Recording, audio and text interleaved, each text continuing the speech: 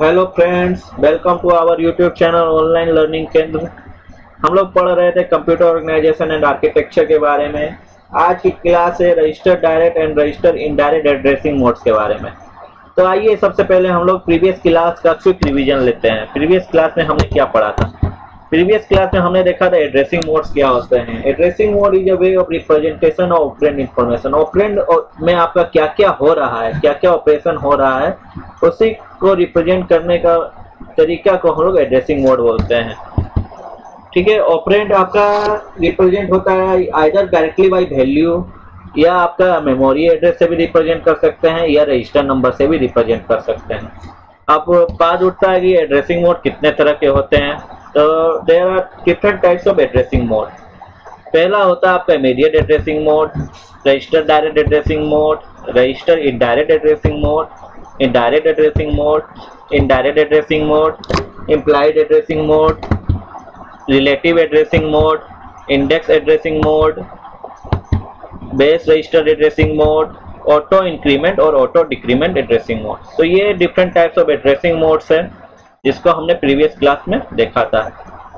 Immediate addressing mode, direct addressing mode और indirect addressing mode में मैंने पिछले क्लास में कवर किया था। आइए इसका भी क्विक रिवीजन लेते हैं। इमीडिएट एड्रेसिंग मोड क्या है? इमीडिएट एड्रेसिंग मोड आपका यूज होता है कांस्टेंट वैल्यू को एक्सेस करने के लिए, उस पर ऑपरेशन करने के लिए।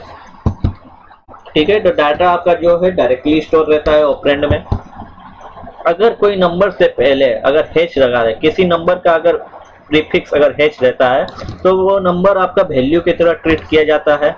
अगर किसी ऑपकोड के बाद अगर आई लगा रहे हैं, उसके बाद जितना भी नंबर आएगा वो वैल्यू की तरह ट्रीट होगा। अगर आप चाहते हैं कि कोई नंबर आपका एड्रेस की तरह ट्रीट हो, एड्रेस की तरह काम करे, तो उस नंबर को आप ब्रैकेट में लिख सकते हैं, तो वो आपकी एड्रेस की तरह काम करेगा।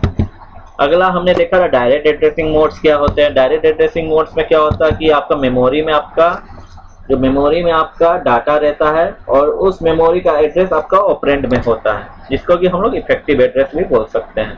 ठीक है, तो यही लिखा हुआ है in this mode the data is present in the memory. आपका मेमोरी में डाटा रहेगा और उसका करस्पॉन्डिंग एड्रेस आपका एड्रेस फील्ड में दिया रहता है। उसके बाद हमने देखा था इनडायरेक्ट एड्रेसिंग मोड्स क्या होता है। इनडायरेक्ट एड्रेसिंग मोड में क्या होता है कि आपका जो एड्रेस फील्ड है, जो आपका ऑपरेंड वाला पार्ट है, उसमें आपका एड्रेस मेमोरी एड्रेस दिया रहता है। उस मेमोरी एड्रेस में आपका फिर इफेक्टिव एड्रेस दिया रहता है। उस इफेक्टिव एड्रेस से करस्पॉन्डिंग आपका डाटा रहता है। ये हमने पिछले क्लास में समझा था।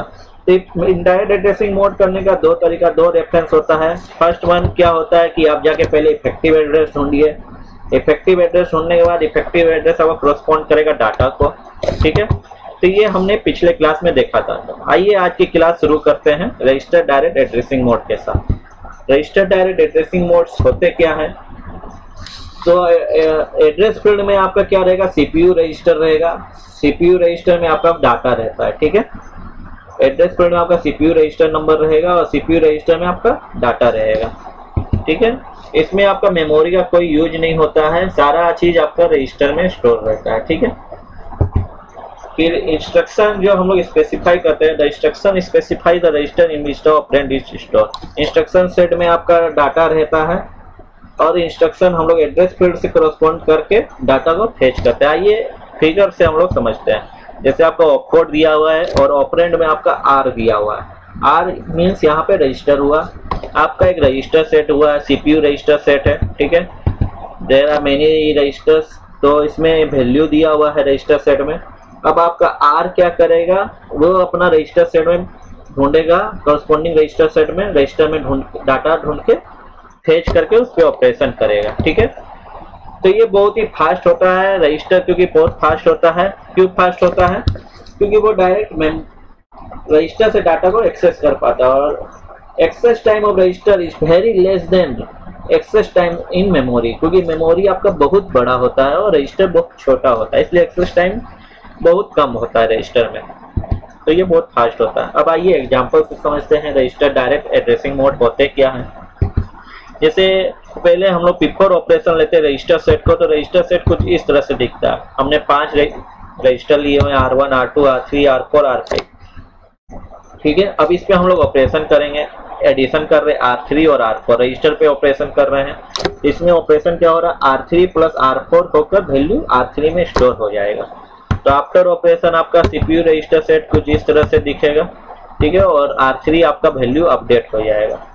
उम्मीद करता हूँ आपको रजिस्टर एड्रेसिंग मोड समझ में आया होगा। आगे हम लोग देखते हैं रजिस्टर इनडायरेक्ट एड्रेसिंग मोड होते क्या हैं।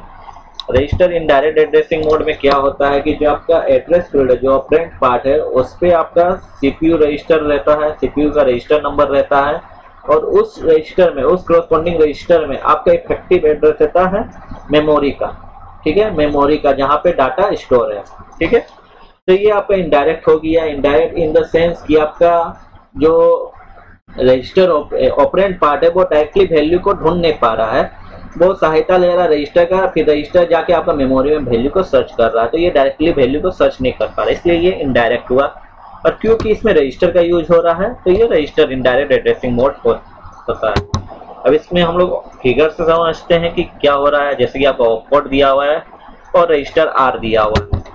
अब ये रजिस्टर सेट दिया हुआ है जिसमें कि आपका एड्रेस है मेमोरी का। अब यहाँ पे एक मेमोरी दिया हुआ है, मेमोरी सेट है जहाँ की आपका वैल्यू स्टोर है। अब यहाँ पे आपका जो ऑपरेंड पार्ट है, यहाँ पे जो ऑपरेंड पार्ट है वो क्या करेगा, आपका आके सर्च करेगा रजिस्टर सेट में। रजिस्टर सेट में वो क्या देखेगा कि एड्रेस दिया हुआ है मेमोरी का, ठीक है। अब ये एड्रेस क्या करेगा कि आपका सर्च करेगा वैल्यू मेमोरी सेट में कि इस कॉरस्पॉन्डिंग एड्रेस में क्या वैल्यू है, तो वो ये काम करता है।